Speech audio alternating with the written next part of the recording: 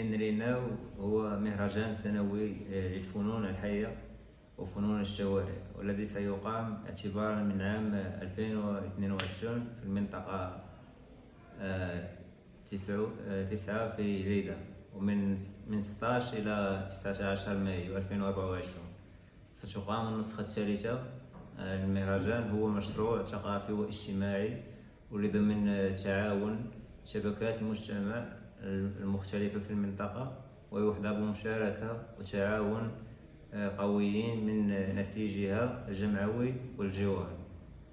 ستقدم النسخة 2024 4 أيام من برمجة الشوارع تجمع بين الفنون الحية الاحترافية، المسرح، الموسيقى، السيرك، الحركة، الدمى، من العروض المجتمعية الناتجة عن ورش العمل والأنشطة التي تقام على مدار العام من مختلف المجموعات والأحياء في المدينة. منطقة وسيشمل أيضا مجموعة واسعة من العروض الشعبية والتقليدية لتعكس الثراء الثقافي لهذه المنطقة من ليدا.